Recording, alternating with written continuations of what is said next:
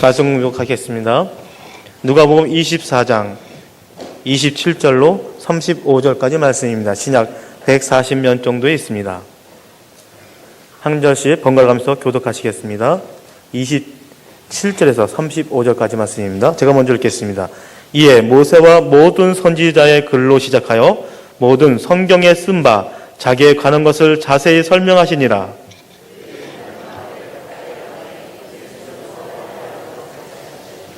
그들이 강권하여 이르되 우리와 함께 유하사이다. 때가 저물어 가고 날이 이미 기울었나이다 하니 이에 그들과 함께 유하러 들어가시니라.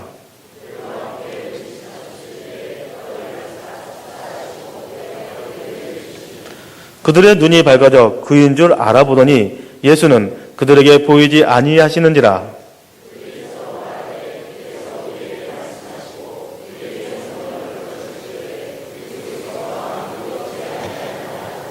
곧 그때로 일어나 예루살렘에 돌아가 보니 11 제자 및 그들과 함께한 자들이 모여 있어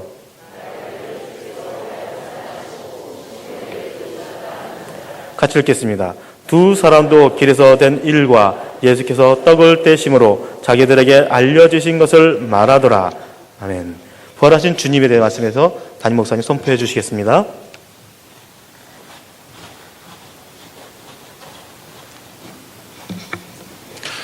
부활절 아침입니다. 우리 옆에 사람들에게 같이 인사하도록 하겠습니다. 부활하신 주님의 은혜와 축복이 함께 하시기를 축원합니다. 부활하신 우리 주님의 크신 은총과 축복이 우리 모든 성도들에게 함께 하시기를 주님의 이름으로 축원합니다. 예수 그리스도의 부활은 참으로 놀라운 것입니다. 그야말로 인류 역사의 서프라이즈입니다. 그리고 예수님의 부활은 이 세상의 가장 위대한 사건입니다. 정말 인간의 가장 중요하고 큰 문제를 해결하신 사건입니다. 그리고 예수님의 부활은 역사적인 일이었습니다. 역사의 한복판에서 이루어진 사실인 것입니다. 이렇게 예수님께서 2000년 전에 이렇게 부활하셨습니다. 예수님 부활하셨는데도 불구하고 예수님을 열망하며 따라갔던 두 제자들이 있었는데 한 사람의 이름은 글로바요, 또 한 사람의 이름은 성경의 이름이 밝혀지지 아니하였는데 그의 친구입니다. 그들은 예수님이 부활하셨을 때에 오히려 놀랍게도 슬픔빛을 띠고 자기 고향 땅으로 내려갑니다.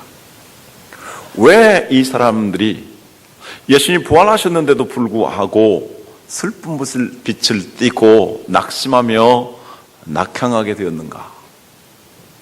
어떻게 해서 그들이 이러한 슬픔을 극복할 수 있었던가? 그리고 그것이 오늘 우리에게, 예수님의 부활이 오늘 우리에게 어떤 의미를 갖는가? 같이 상고하도록 하겠습니다. 예수님의 부활은 오늘 본문에서 올 때 첫째로 우리와 동행하시는 주님의 은혜입니다.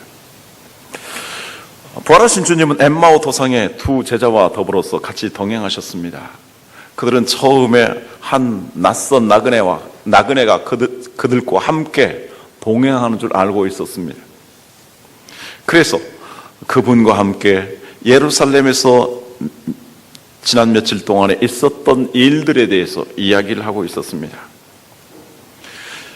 그분이 바로 예수님이신데, 부활하신 예수님인데 그 예수님인 줄 알지 못하고 슬픈 빛을 떼고 엠마오로 내려가고 있었던 것입니다. 엠마오라는 이름은 상실, 망각이라는 뜻을 가지고 있습니다. 모든 걸 다 잃어버리게 됐다라는 것입니다. 절망을 표현하는 것입니다. 망각, 이제 모든 것 다 끝났다 하면서 포기하면서 잊어버리는 것을 의미합니다. 이러한 엠마오로 내려가는 두 제자의 모습은 부활의 소망이 없는 인생들의 모습을 상징적으로 우리에게 보여주고 있습니다. 그런데 그들이 진정으로 슬퍼하게 된 이유는 어디 있을까요? 가장 중요한 원인은 예수님의 부활을 믿지 않았기 때문입니다. 지금 예수님께서 부활하셨고 그들과 함께 동행하고 계심에도 불구하고 그 주님을 알지 못하고 마냥 슬퍼하고만 내려가고 있는 것입니다. 얼마나 아이러니한 일입니까? 이럴 수 있습니다. 오늘 이곳에 우리가 부활하신 주님을 찬양하며 예배하고 있습니다. 같이 예배하고 있지만 만약에 예수 그리스도를 믿지 못한다면, 부활하신 예수님을 믿지 않는다면 여기 엠마오로 내려가고 있는 사람과 다름이 없을 것입니다. 주님의 부활을 믿지 않게 된다면 슬퍼할 수밖에 없는 인생인 것입니다. 주님은 이미 부활하셨고 주님이 부활하셨다고 증언하는 사람들이 있었고 그 증언하는 이야기를 들었는데도 그들은 그들의 그 말을 믿지 아니하였습니다. 그래서 그들의 눈이 어두워져서 주님을 볼 수 없었던 것입니다. 그것을 오늘 22절에서 24절에 이렇게 말씀합니다. 또한 우리 중에 어떤 여자들이 우리로 놀라게 하였으니 이는 그들이 새벽에 무덤에 갔다가 그의 시체는 보지 못하고 와서 그가 살아나셨다 하는 천사들의 나타남을 보았다 함이라. 예수님이 살아나셨다, 부활하셨다라는 이 천사들의 메시지를 그들은 들었습니다. 그런데 믿지 않은 것입니다. 또 우리와 함께 한 자 중에 두어 사람이 무덤에 가 과연 여자들이 말한 바와 같음을 보았으나 예수는 보지 못하였느니라 하거늘. 아마도 여기 두어 사람이라면 베드로와 요한이라고 할 수 있을 것입니다. 이만큼 글로바와 그의 친구는 주님의 제자들과 매우 가까운 위치에 있었던 사람인 것으로 보입니다. 그런데 그들이 예수님을 보지 못하였다, 예수님 부활하였다라고 말했음에도 불구하고 믿지 아니한 것입니다. 세상에 죽은 사람이 어떻게 살아날 수가 있는가? 우리가 예수가 십자가에 못 박혀 처절하게 죽는 모습을 보았는데 그 죽은 분이 살아난다는 것은 있을 법이나 하느냐? 이렇게 믿지 아니한 것입니다.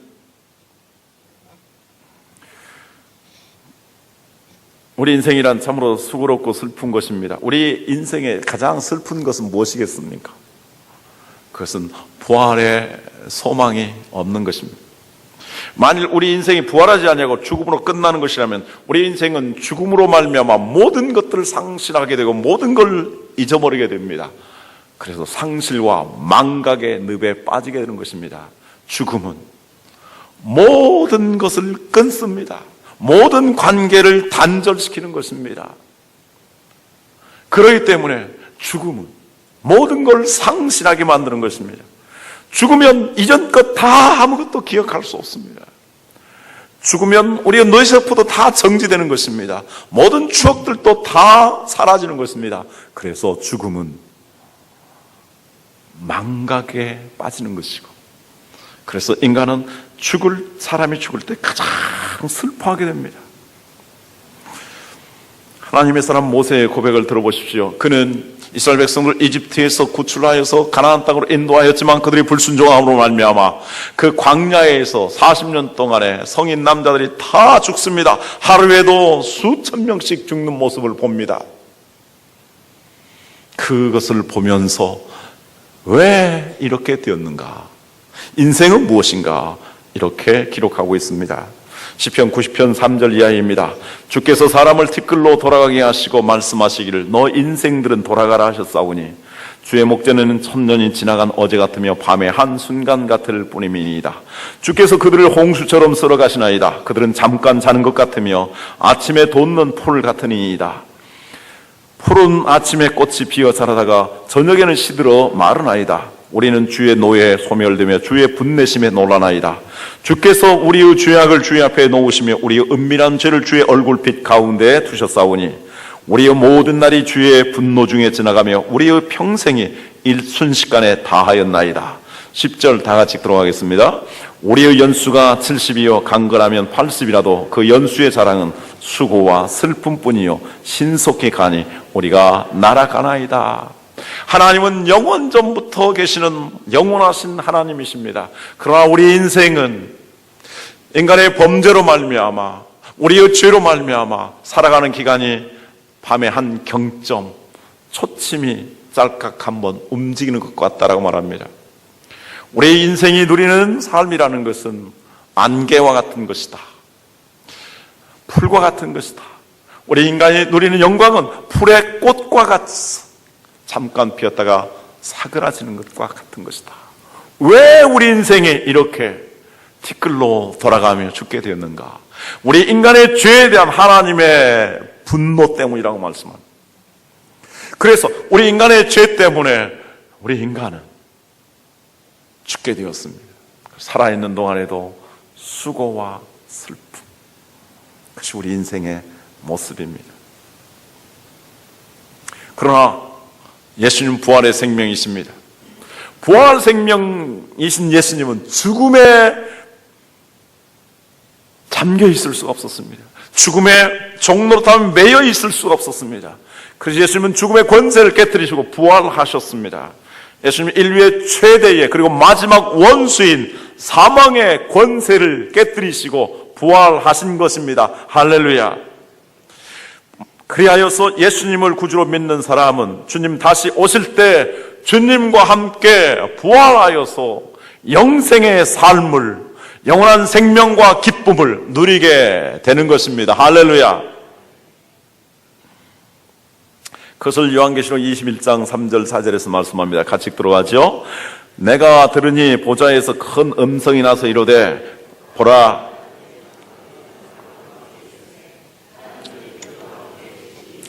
그들은 하나님의 백성이 되고 하나님은 친히 그들과 함께 계셔서 모든 눈물을 그 눈에서 닦아주시니 다시는 사망이 없고 애통하는 것이나 곡하는 것이나 아픈 것이 다시 있지 아니하리니 처음 것들이 다 지나갔음이러라. 구원받은 하나님의 백성들에 대해서는 하나님께서 그들과 언제나 함께 하신다. 그들이 죽는다 할지라도 함께 하신다. 죽은 다음에는 그 영혼을 천국에 인도하시고 우리의 육체가 흙으로 돌아간다 할지라도 주님 재림하셔서 다시 오실 때에 하나님의 그 부활의 능력으로 말미암아 우리의 몸이 다시 살아나서 영광스러운 몸으로 하나님 나라에서 주님과 함께 거하게 될 것입니다. 그때 이 세상에서 겪었던 모든 슬픔, 눈물, 애통, 한숨, 이 모든 걸 다 씻어주신다라고 말씀합니다. 그래서 다시는 그러한 슬픔, 애통, 그리고 눈물, 한숨이 없는 기쁨과 감사와 찬양과 영광이 충만한 삶으로 이끌어 주시고 하나님이 영원토록 함께 하신다고 우리에게 약속하고 있습니다. 그러므로 부활하신 예수 그리스도를 꼭 믿으시기를 바랍니다. 그리고 부활하신 주님과 동행하는 삶을 사시길 바랍니다. 여기 동행한다라는 말이 있습니다. 동행한다라는 말은 페리파테오라는 헬라어인데 같이 걷는다, 또 함께 생활한다, 그런 의미를 가지고 있습니다. 그리고 이 말이 가장 적절하게 사용하는 것은 바로 이것입니다. 자, 눈이 보이지 아니하는 맹인이 있습니다. 이 시각장애인이 지팡이를 가지고 갑니다. 이 지팡이에 온갖 신경이 집중되어 있습니다. 그래서 지팡이로 더듬으면서 가는데 지팡이를 꼭 잡고 갑니다. 지팡이를 놓으면 갈 수가 없는 것입니다. 그래서 이 맹인과 지팡이는 하나입니다. 그래서 지팡이와 맹인이 함께 가는 것입니다. 바로 여기 테라파테오라는 말, 그런 의미입니다.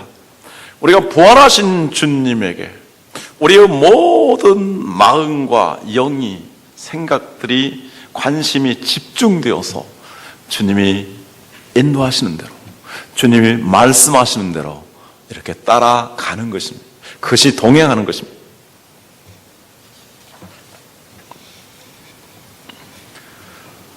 이렇게 주님과 동행하는 삶은 정말 안전한 삶이요, 행복한 삶이요, 풍성한 삶이 됩니다. 그것은 축복의 삶입니다. 예수님의 또 다른 이름은 임마누엘입니다. 임마누엘이라는 말은 하나님이 우리와 함께 하신다라는 것입니다. 하나님이 어떻게 우리와 함께 하십니까? 보이지 아니하시는 하나님이 우리와 함께 하시는 것은 예수님을 통해서입니다. 예수님은 육신을 입고 오신 하나님이십니다. 그래서 예수님을 본 자는 하나님을 보는 것과 같습니다. 그래서 예수님은 하나님의 성품과 하나님의 능력을 우리에게 그대로 보여주셨습니다. 그런데 그 예수님이 이제 부활하신 다음에 승천하셨습니다. 이 세상에 계시지 않습니다. 그러면 어떻게 우리가 그 예수님과 함께 할 수 있는 것이겠습니까? 예수님 말씀하셨습니다. 내가 너희를 떠나면 보혜사 성령을 보내줄 텐데 그 보혜사 성령이 너희에게 오시면 너희 속에 거하시고 너희와 함께 하시며 영원토록 너희를 떠나지 아니하시리라고 말씀하셨습니다. 따라서 오늘날 바로 예수 그리스도께서는 그와 동일하신 성령님을 통해서 우리 안에 오셔서 우리 안에 임재하시고 우리와 함께 하시고 우리에게 늘 마음과 생각과 영을 각성시키며 이끌어 주시는 것입니다. 그러므로 정말 우리는 그 성령 안에서 하나님의 말씀을 들으면서 이렇게 주님을 중심해서 주님이 원하시는 것은 무엇인가? 주님이 기뻐하시는 것은 무엇인가? 주님이 나에게 주신 그 사명, 미션은 무엇인가? 늘 생각하며 말씀을 묵상하며 그렇게 살아가는 것이 주님과 동행하는 삶이 되는 것입니다. 이렇게 주님이 나와 함께 하신다는 것을 확실히 믿고 의지하게 되면 담대하게 됩니다. 다니엘 3장 15절 보면 이런 말씀이 있습니다. 바로 모양이 신들의 아들과 같더라 하는 것입니다. 무슨 말씀입니까? 다니엘의 세 친구가 있습니다. 사드락, 메삭, 아벳느고가. 그들은 우상에게 절하지 아니하였습니다. 분노한 느부갓네살이 용광로 풀무불을 7배나 뜨겁게 하여서 그들을 던져버리도록 그 속으로 던져버리도록 만듭니다. 그런데 이 세 친구가 너무나 유능하고 너무나 신실하기에 느부갓네살 왕은 마음이 조아렸습니다. 그래서 그 불꽃을 보니 한 사람이 더 나타났습니다. 그는 보통 사람이 아니라 신의 아들의 형상을 가진 분이었습니다. 곧 그곳에 현현하신 예수 그리스도의 모습인 것이었습니다. 이들은 그 풀무불로 던져지는 그 위기 상황 속에서도 하나님이 우리를 불무불에 던져도 능히 살리게 할 줄 믿습니다. 그러나 하나님이 만약 우리를 살려주시지 않는다 할지라도 우리는 우상에게 절할 수 없습니다. 이러한 담대함과 이러한 신앙의 용기를 가질 수 있었습니다. 그래 우상에 절하지 않냐고 승리할 수 있었던 것입니다. 그리고 주님이 함께 하시는 것을 경험하고 그들은 털끝도 상하지 않냐고 그곳에서 나올 수 있었던 것입니다. 주님이 우리와 함께 하시며 우리가 주님이 우리와 함께 하시는 것을 믿는다면 하나님께서 우리가 사명을 다할 때까지 불꽃 같은 눈으로 지키시고 우리를 보호하시고 도와주실 줄 믿습니다. 할렐루야. 아프리카에서 일생을 보내면서 아프리카의 성자라고 불렸던 리빙스턴이 있습니다. 그는 사자에게 물려서 치명적인 상처를 입고 죽을 위기에 처하게 되었습니다. 본국에서 그를 송환했습니다. 그러나 그는 가지 않았습니다. 그는 이렇게 대답했습니다. 하나님께서 나에게 사명을 주셨는데 사명을 다하기까지는 하나님이 내 생명을 데려가지 아니하시고 보호하여 주실 것입니다. 그래서 그는 좌절하지 않냐고 계속 복음을 전할 수 있었습니다. 후에 그에게 물었습니다. 당신은 어떻게 그 죽음의 위기 앞에서 그리고 그 두려움 속에서 끝까지 사명을 감당하고 마칠 수 있었습니까? 그런 대답합니다. 나는 언제나 예수님이 나에게 마지막으로 하신 말씀을 붙잡고 살았습니다. 마태복음 28장 20절 말씀입니다. 우리 마태복음 28장 20절 다 같이 들어갔습니다. 내가 너희에게 분부한 모든 것을 가르쳐 지키게 하라. 볼지어다 내가 세상 끝날까지 너희와 항상 함께 있으리라 하시니라. 내가 세상 끝날까지 너희와 항상 함께 있으리라. 이 말씀을 붙잡았습니다. 그래서 내가 사명을 감당할 때까지는, 내 사명을 다하기까지는 하나님이 내 생명을 지키시고 데려가지 아니하실 줄 믿었습니다. 정말 하나님이 나와 함께 하심을 믿는 사람들은 이렇게 담대하게 되고 하나님의 보호하시는 능력을 체험하게 되고 사명을 감당하게 승리하게 되는 줄 믿습니다. 부활하신 예수님은 우리에게 오늘 또 말씀하시는 분이십니다. 부활하신 주님이 두 사람이 나타나셔서 성경을 풀어 말씀해 주셨습니다. 그들은 고백합니다. 우리에게 성경을 풀어주실 때 우리 마음속이 뜨겁지 아니하더냐.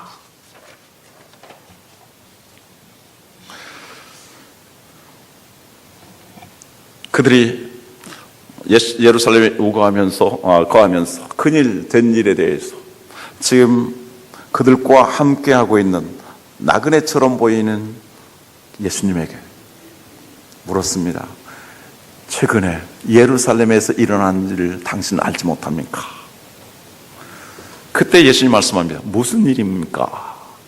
무슨 일인가? 나사렛 예수의 사건인데 우리와 온 이스라엘 백성들은 그분에 대한 소망을 가지고 있었습니다.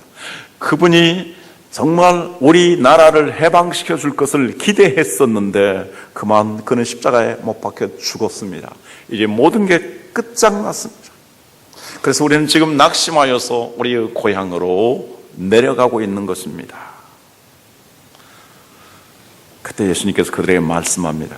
미련하고 선지자들의 말을 더디 믿는 자들이요.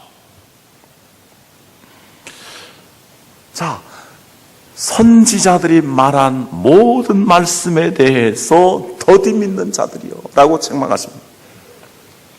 그러면 그 선지자들이 말한 구약 성경은 어떤 내용을 기록하고 있는 것입니까? 구약 성경의 핵심은 바로 예수 그리스도를 전하는 것입니다. 구약 성경에 보면 예수님에 관한 모든 중요한 것들이 다 기록되어 있습니다. 예수님이 여인의 후손으로 오실 것과 예수님께서 베들레헴에 탄생하실 것과 예수님께서 정말 겸손한 삶을 사실 것과 예수님께서 우리 병든 자들과 가난한 자들과 약한 자들과 함께 하시며 그들을 치유해 주실 것과 예수님께서 고난 당하실 것과 예수님께서 십자가형과 같은 이러한 고통을 겪으실 것과 예수님께서 죽으실 것과 예수님께서 3일 만에 부활하실 이 모든 것들에 대해서 구약 성경은 잘 기록하여 주고 있습니다. 따라서 예수 그리스도의 생애는 우연한 삶이 아니었습니다. 하나님이 말씀하신 그대로 하나씩 이루어가는 삶이었고 예수님의 죽으심도 바로 성경 말씀을 응하는 것이었고 예수님이 부활하신 것도 성경에서 약속하신 이 역사를 이루신 일이었습니다. 그래서 예수님께서는 바로 구약 성경에서 예수님에 대해서 이야기한 것과 그 메시아가 고난을 받고 부활하실 것에 대해서 자세히 설명해 주셨습니다. 그때 비로소 그들은 마음에 깨달음을 얻게 되었습니다. 예수님이 죽음으로 끝나지 아니하고 부활하셨음을, 예수님의 죽음이 실패가 아니고 승리였음을 그들은 깨닫게 된 것입니다. 그래서 가슴이 뜨거워져서 예루살렘으로 돌아가자고 합니다. 자, 그러면 우리가 어떻게 하나님의 말씀을 제대로 깨달을 수 있을까요? 하나님의 말씀을 읽기는 읽지만 듣기는 듣지만 예수 그리스도의 부활이라는 이런 믿음과 확신 가운데서 성경을 보지 아니하면 성경을 깨달을 수 없습니다. 성경에 대해서 왜곡할 수밖에 없는 것입니다.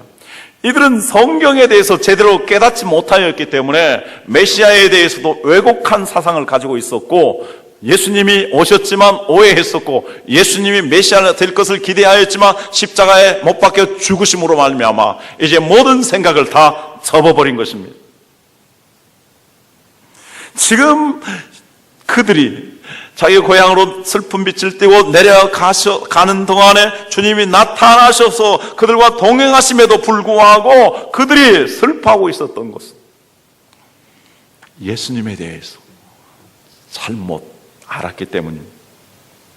18절 21절에 그걸 말씀하고 있습니다. 그 한 사람인 글로바라 하는 자가 대답하여 이르되 당신이 예루살렘에 체류하면서도 요즘 거기서 된 일을 혼자만 알지 못하느냐. 이르시되 무슨 일이냐. 이르되 나사렛 예수의 일이니 그는 하나님과 모든 백성 앞에서 말과 일에 능하신 선지자이거늘 우리 대제사장들과 관리들이 사형 판결에 넘겨주어 십자가에 못 박았느니라. 우리는 이 사람이 이스라엘을 속량할 자라고 바라노라. 이뿐 아니라 이 일이 일어난 지가 사흘째요.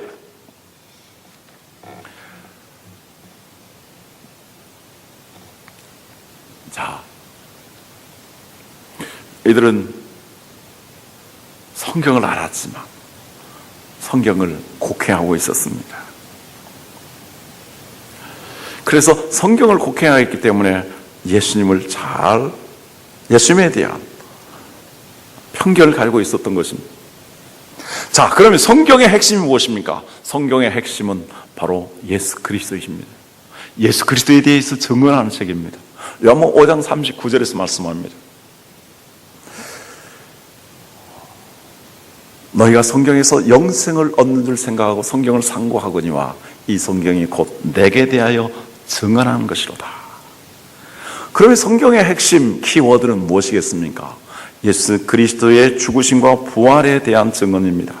고린도전서 15장 3절에 4절 말씀 같이 읽도록 하겠습니다. 영상이 계속 안 뜨는 것 같은데요.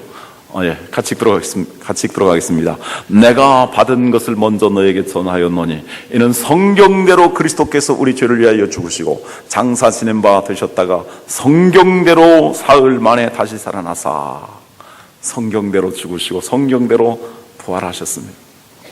예수 그리스도의 이 죽으심과 부활은 우리를 구원하는 복음의 본질입니다.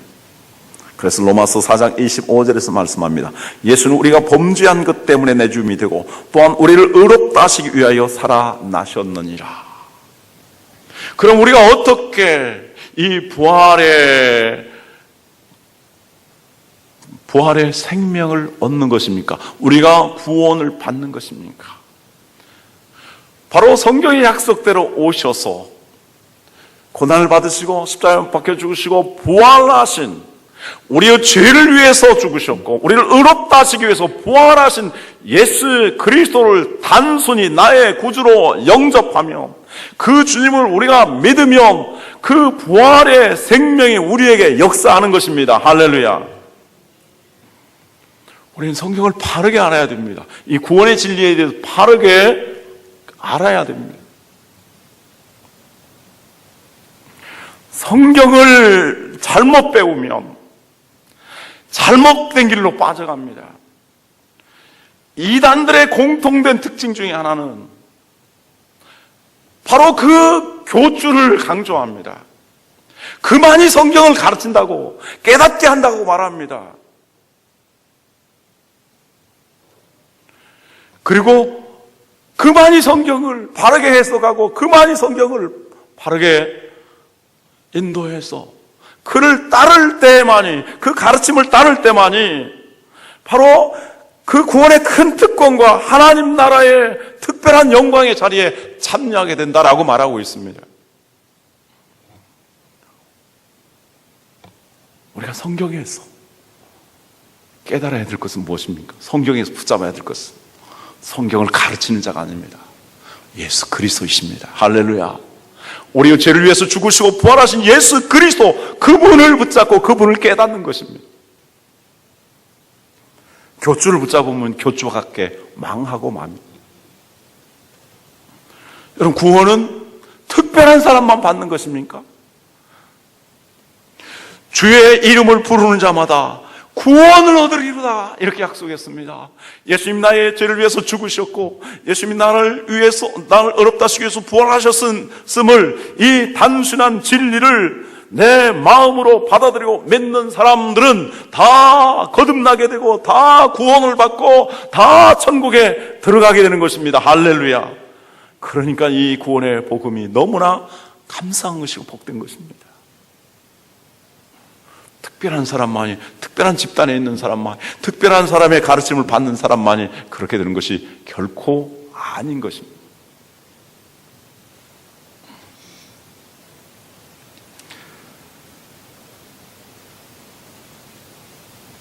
예수님의 부활을 믿지 않는다면 우리 인류에게는 소망이 없습니다. 그리스도께서 만약 다시 살아나지 못하셨다면 우리의 전파하는 거 어때요? 헛되고 우리의 믿음도 헛될 것입니다. 예수 믿는 사람들이, 정말 예수님을 잘 믿도록 힘쓰는 사람들이 이 세상에서 가장 불쌍한 사람들이 될 것입니다. 그러나 예수 그리스도는 부활하셨고, 부활하신 예수님은 바로 우리의 부활의 첫 열매가 되셨습니다. 따라서 우리도 예수님처럼 부활하게 될 것입니다. 썩을 것으로 죽지만 우리는 썩지 아니하는 몸으로 다시 살아나게 될 것입니다. 욕된 몸으로 죽지만 영광스러운 몸으로 다시 살아나게 될 것입니다. 약한 몸으로 약하여져서 죽지만 강한 몸으로 다시 살아날 것입니다. 죄된 몸으로 죽지만 우리는 부활하신 예수님처럼 신령한 몸으로 다시 살아나게 되는 것입니다. 할렐루야. 마지막 세 번째로, 부활하신 주님은 우리의 마음을 뜨겁게 하십니다. 호련히 예수님이 떠나심으로 그들은 예수님을 볼 수 없었습니다.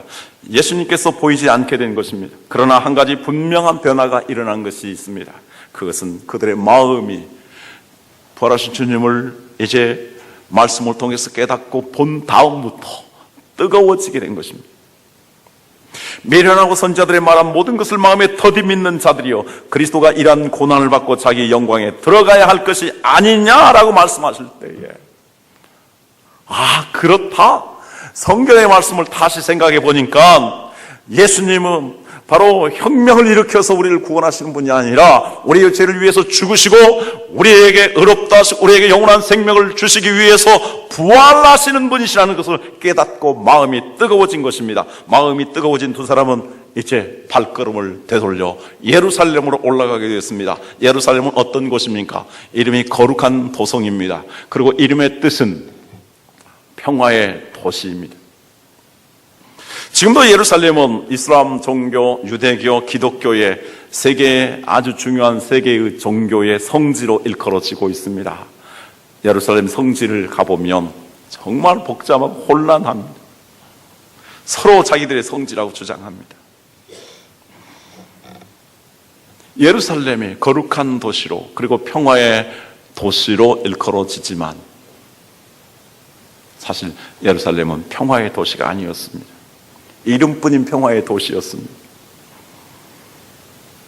바로 거룩하신 하나님 아들 예수 그리스도를 지옥스러운 십자가에 못 박은 곳이었습니다. 온갖 탐욕과 음모와 모략과 범죄자들이 들끓고 있는 그러한 곳이었습니다. 그러니 그곳에 평화가 있겠습니까? 그로부터 지금까지도 예루살렘에게는 진정한 평화가 없습니다. 오늘도 예루살렘 현장에는 평화가 없고 언제나 늘 긴장과 두려움과 공포 가운데 있습니다. 왜 그렇습니까? 부활하신 예수 그리스도를 배척하고 그 주님을 믿지 아니하였기 때문입니다. 따라서 이 허울뿐인 평화의 도시, 그곳에 진정으로 필요한 것은 바로 예수 그리스도의 부활의 복된 소식입니다. 오늘날 문명이 얼마나 찬란하게 발전해 나갑니까? 정말 사람들이 얼마나 풍성한 문화를 향유하며 살아가고 있습니까? 그러나 사람의 마음 바탕에는 언제나 불안이 있습니다. 언제나 상처가 있습니다. 언제나 불행감 속에 있습니다. 그리고 이렇게 좋은 세상, 죽으면 어떻게 될까? 건강을 잃게 될까? 또 죽지 않을까? 무슨 사고를 당할까? 이렇게 쌓아놓은 재산 날아가면 어떻게 되는가? 불안과 초조와 긴장감에 살아가고 있습니다. 부활의 소망이 없다면 이렇게 긴장하고 불안하고 불행할 수밖에 없는 것이고, 마지막에는 두려워하며 슬퍼할 수밖에 없는 것이 우리 인생입니다. 글로바와 그의 친구는 예루살렘을 향해서 달려갔습니다. 그리고 부활하신 주님을 만났던 이야기, 그 부활하신 주님을 말씀을 듣고 깨달은 이야기, 마음이 뜨거워진 이야기, 이것을 전하면서 예수님이 과연 부활하셨습니다. 그 제자들에게 가서 전하였습니다. 제자들도 부활하신 주님을 만났다라고 기뻐하며 즐거워하였습니다. 부활절이란 무엇입니까? 영어로 The Eastern Day라고 말합니다. 동쪽의 날이라고 말합니다. 동쪽은 해가 뜨는 곳입니다. 사람들은 해가 뜨면 잠자리에서 깨어나서 이제 새로운 활력을 얻습니다. 새로운 삶을 시작하게 됩니다. 예수 그리스도의 부활은 우리 개인의 생애뿐만 아니라 인류의 역사 가운데 새로운 생명과 새로운 환희와 새로운 소망을 주는 위대하신 하나님의 역사입니다. 예수님이 부활하셨다라는 소식을 듣고 여인들이 헐레벌떡 달려왔습니다. 숨이 가쁩니다. 심장이 뜁니다. 그리고 제자들에게 이야기했습니다. 베드로와 요한이 그 소식을 듣고 무덤을 향해서 달려갑니다. 앞서거니 뒤서거니 달려갑니다. 그들도 정말 심장이 멎는 것 같습니다. 얼굴이 상기되어서 충혈되었을 것입니다. 그리고 그들은 빈 무덤을 보게 되었고 부활하신 예수를 만나서 그 음성을 들었습니다. 그들은 또다시 제자들에게 달려갔습니다. 예수님 부활하신 주를 만났다라고 이야기했습니다. 그들의 가슴이 뜨거워지지 아니할 수 없었습니다. 그리고 훗날 그들은 성령의 능력을 힘입은 다음에 이 예수 그리스도의 부활을 증거하는 데에 온 세계를 다 바친 사람들이 되었습니다. 사랑하는 성도 여러분들, 정말 예수님이 부활하셨고 그 부활하신 주님이 나에게 부활의 생명으로 함께 하시고 예수님이 부활하신 것처럼 우리도 부활하실 것을 믿습니까? 그렇다면 우리 가슴이 정말 뛰지 아니할 수 없습니다. 뜨겁지 아니할 수 없습니다. 이 뜨거운 가슴으로 부활하신 주님과 동행하며 정말 담대하게 믿음으로 사시기를 축원합니다. 하나님 말씀 붙잡고 말씀 그대로 순종하며 살기를 축원합니다. 그리고 이 예수 그리스도의 복음을 증언하는 삶을 사시기를 주님의 이름으로 축원합니다. 기도하겠습니다.